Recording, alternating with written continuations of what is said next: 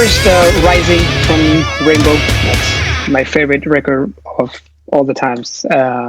That's the album I grew up with since I was a teenager, and that's probably my favorite one. And then a very unusual album from Deep Purple that I think is really underrated, which is The Battle Rages On. Is a fantastic album. I really loved it. That's why I did The Battle Rages On. I did it on my covers album. Yeah, it's probably one of my favorite songs from Deep Purple. It's just, for me, it's just it's same with the Slave and Masters. You know, it's like those albums that if you're a real Deep Purple fan, you can listen and still saying, you know, this is a great album. You know, so I would say that. And the third one, I think I will go. It's very difficult. But I would go because of it was an album that I used to listen with my father. It was the live album from Gary Moore called "Still Got the Blues." You know, music. It is related to memories. Of course, it is.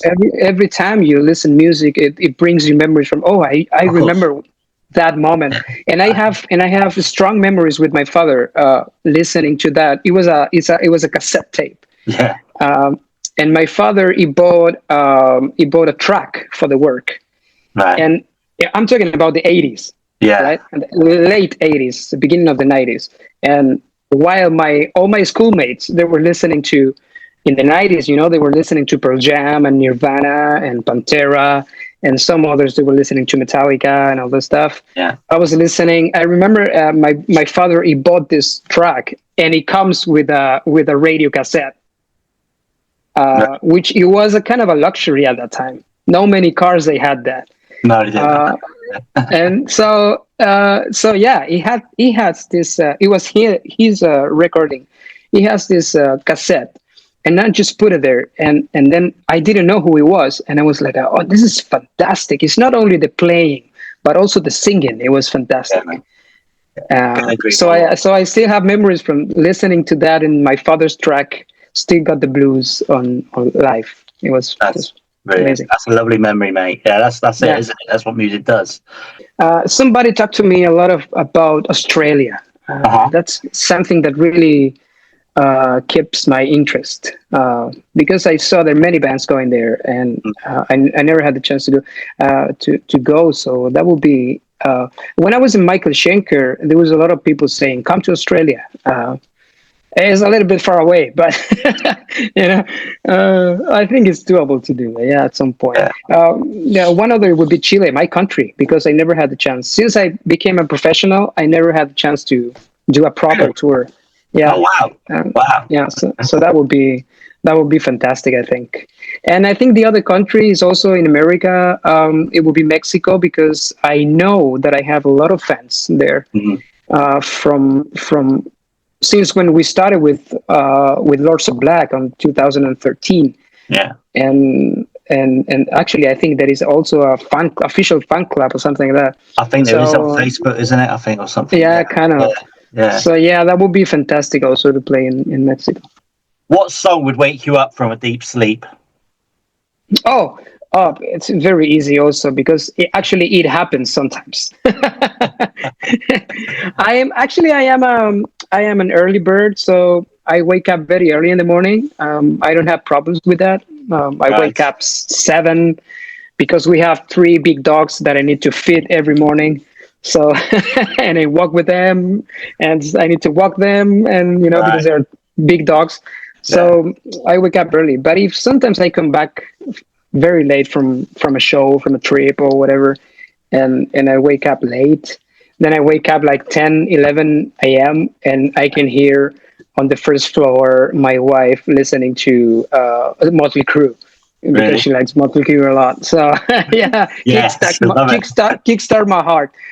Yeah, that's a great song to wake up to, man. Yeah, to wake up. Yeah, exactly. Totally. All right. So, if there was a song about your personality, a made-up song, what would it be called? About my personality? Yeah. And actually, this is funny, because there is a song, and it happens that I was always listening this song when I was sad. because I am a very normal guy. I don't consider myself as some fans special, the people say, yeah, you have a great voice, you're a rock star, you play with this, you play with that, you do a lot of shows, blah, blah, whatever.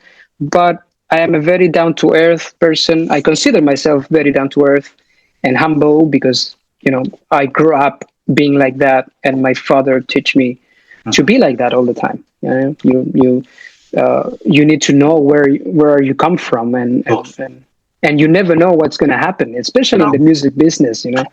One day you are very popular, and then nobody's listening to you anymore. So that's it. Yeah.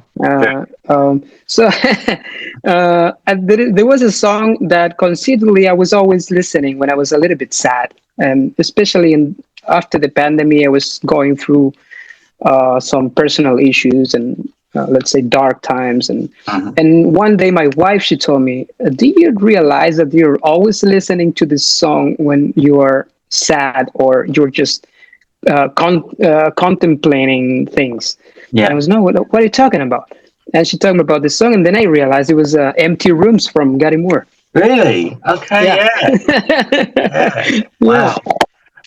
So it just makes me, it really touched me, because it's a kind of a sad song that when you feel alone, there's nothing else. It's an empty room, of course, because everybody leaves you, and so that would be kind of a part of my experience on the music industry. Sometimes you feel very lonely, and so sometimes it's really hard to get criticism and all this stuff. And there was a period of my life when I really felt like I was in an empty room. Festivals or small intimate gigs? On your tour, you're going to be playing small intimate gigs. So do you prefer festivals or small intimate gigs? It's hard to say, musicians, and I think it's mostly because of our inner ego. We love to be in front of massive audiences. That's something like you feel like you made it, right? It's a feeling that it really makes you feel like very good with yourself, like, wow, I made it. This is a rock star dream. In front of I don't know, 20,000 people. Then you realize that those 20,000, they're watching another 60 bands, so it's not just for you. I would say that I really like to play in small clubs because the vibe is totally different, and also it's more challenging in the way that you can see 100 faces. Which is more intimidating for a musician. So I would say small clubs. Okay. So the next one then, what's your favorite food? Well, that would be hard to say. I love food in general. I can eat anything, actually. With my wife, we tend to eat healthy.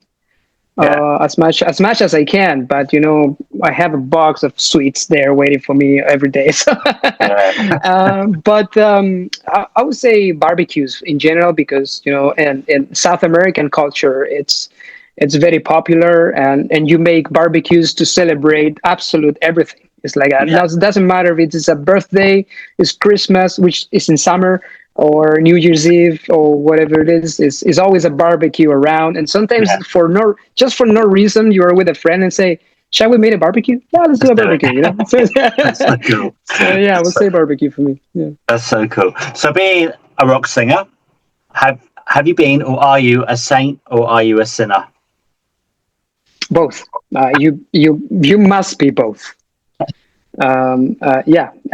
Sinner in a way that sometimes you're faking feelings, but in the right way, because the Ronnie Romero you see on the stage, the people say, it's powerful, and he captivates the audience, and then out of the stage, I'm totally different. I'm a totally different person. I'm very shy. Right. Yeah, that's absolutely true. I'm very shy, and it's really hard for me to talk to people. And so yeah, I'm a singer in the way that you are faking, you're playing a character, but also you must be a saint because you know you need to be a musician is a gift, and you must feel grateful about what you're doing. Sometimes I don't understand certain musicians. They need drama to work on music. They fight with the record label and they fight with this and they answer to the fans and they're like, oh, fuck you and blah blah whatever. Like dude, you're doing what you love. You are getting paid for that. Sometimes you get more, sometimes you get less, sometimes you lose money, but at the end is you're doing what you love. Absolutely. So you must be grateful with that. Absolutely. And the final one is a difficult question. I'm guessing you're a fan of both. Ronnie James Dio or Ian Gillan? Who do you prefer? Well, the people are gonna be surprised, but I would say Ian Gillan. Okay. Yeah, definitely. Because I tell you before at the beginning, that was the first singer that I listened and I wanted to be like him. Yeah. I remember, especially when I was listening to Made in Japan album, which is a live album. Fantastic. 100% his voice and his performance. And I remember coming back from school, running to my room, locking the room, and putting the songs, and then with a stick, pretending that I am Ian Gillan, in front of a mirror. So that's I can see you doing that. Child in Time. You'd have to. Did you do that? Do you think sometime a cover? A Child in Time. Do you reckon you can do that as a cover one day? That is just phenomenal. We will do it on the UK. Yeah, it will be on the set. Brilliant! That's amazing. All right, thanks.